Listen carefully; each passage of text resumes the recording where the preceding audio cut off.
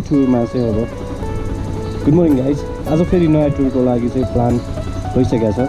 So बिहानको around 6 बजेको छ एन्ड म यहाँबाट अब निस्किँदैछु र आजको हाम्रो ट्रिप साफ्रोबेसीतिर हुन्छ र त्यहाँबाट चाहिँ लाङटाङ भ्यालीको ट्रेक जान सकिन्छ कि सकिँदैन हामी हेर्छौँ। And let's go and see you guys at Langtang.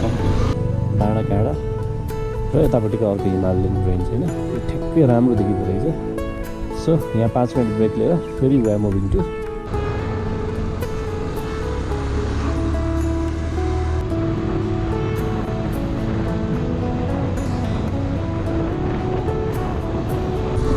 बादलमा हिँडिरहेको जस्तो फिल भइरहेछ क्या। यस्तो अल्टिट्युडमा चल्यो, तल खस्यो भने कहाँ हो गाइस। हामी बिहान 6:30 बजे चाहिँ काठमाडौँबाट हिँड्यौँ र काठमाडौँबाट चाहिँ करिब 5 घन्टाको राइडपछि चाहिँ अहिले साफ्रोबेसी आइपुगेका छौँ।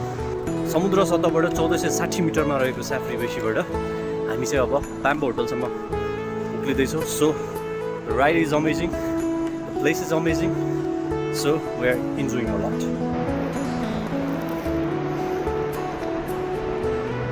गाइस एकैछिनमा घाम लागेको छ, एकैछिन पानी पनि परेको थियो। सो अब पानी चाहिँ पर्छ नै जस्तो छ,